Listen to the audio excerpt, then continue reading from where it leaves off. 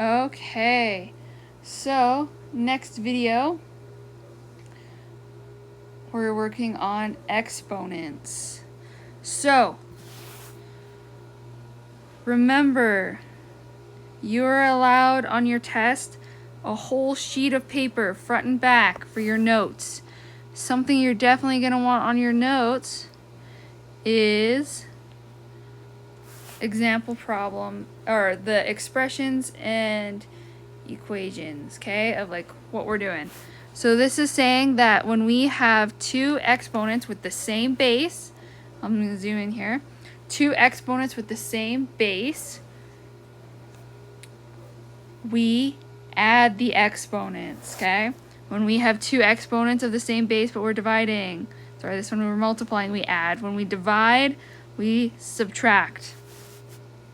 Then when we have parentheses, when we have an exponent raised to an exponent, we're multiplying them.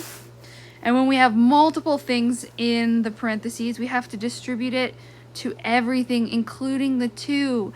And that's why we have 2 raised to the c, and then everything else multiplies together. Okay? And last one, what do we do when we have a negative? Well, we drop it down. We put it on the opposite side of the fraction. But what exponent does 3 have? 3 has an exponent of positive 1. So does it have a negative exponent?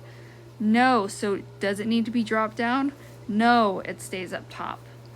Okay? So let's remember that. Okay? This is something you want to put on your note card. Let's do some practice questions with it. So let's simplify. Well, we're multiplying here. Multiplication sign.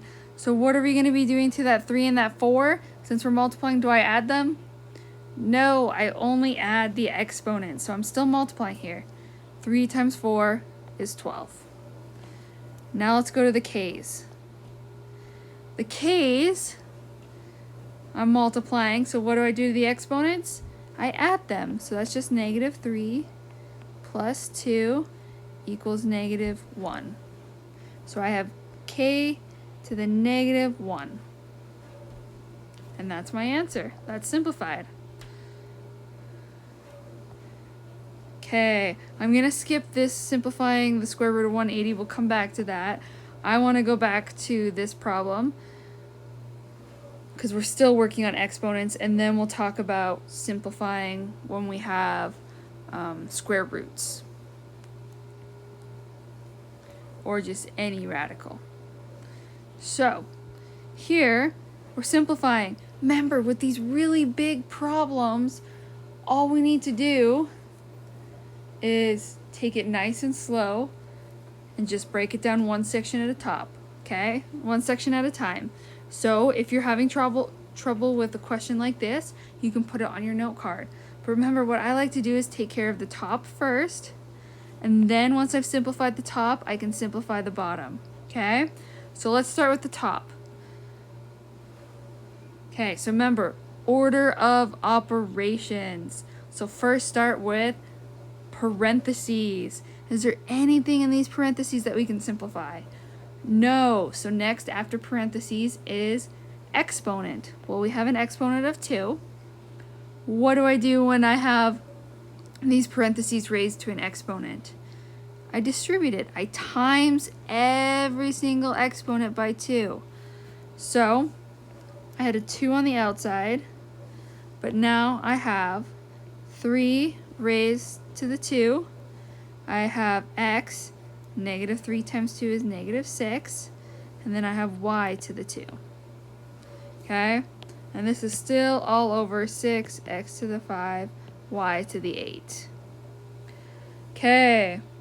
Well, can I simplify this 3 to the 2? Yeah, that just is 9. And then what's 9 times 2?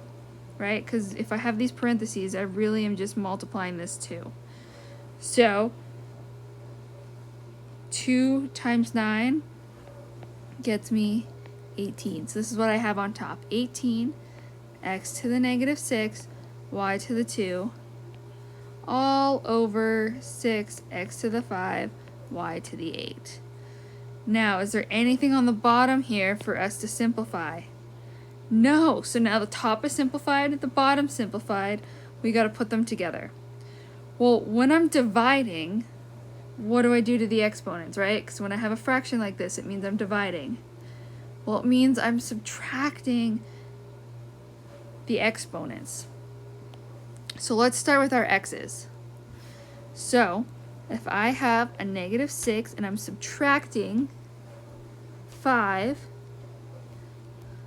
what am I left with? -11. So I have x to the -11. Now let's go with y.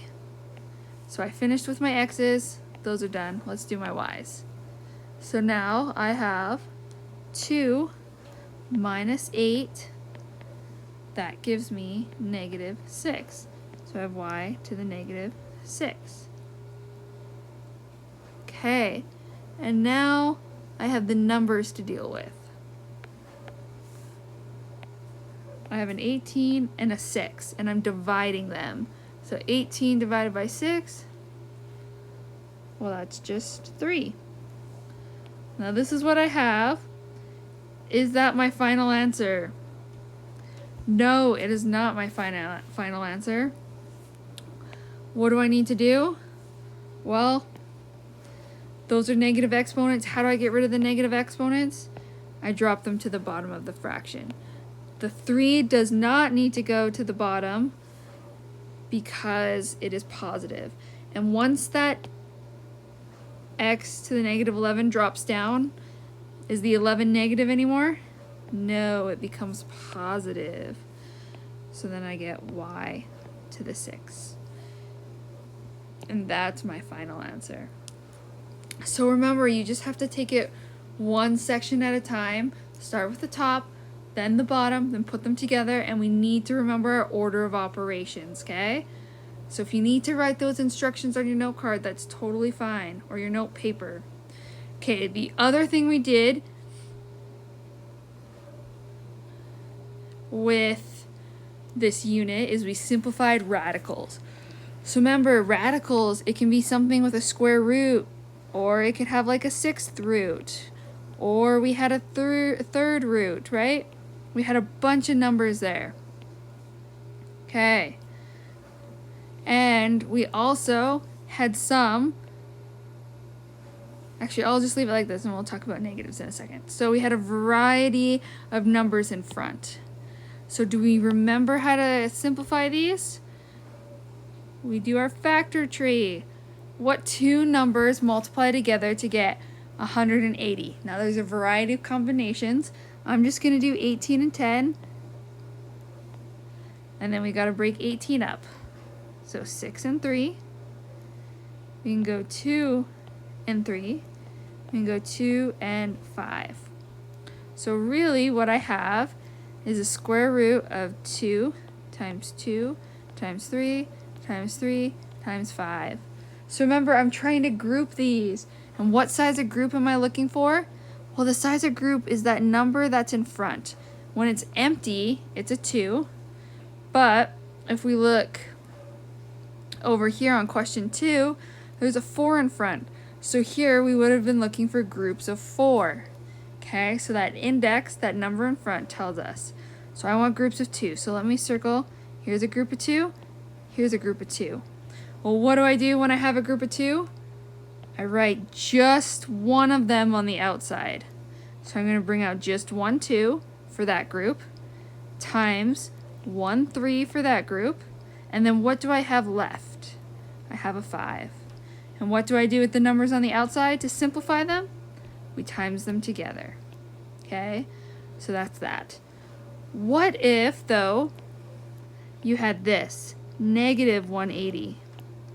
What do I do with that negative right there? So remember, there's two options.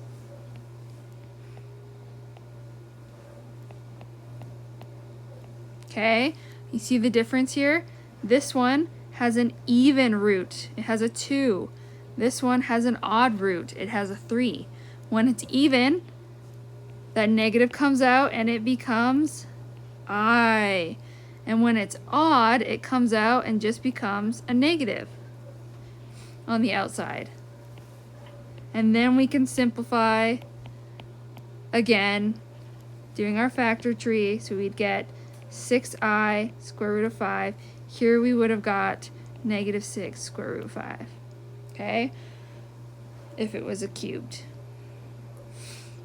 So remember those negatives. Okay. So again, I want you to try these practice problems. Work on them. We can double check the work next class. And I'll have the answer keys up in a little bit. I want you to just try them first, okay?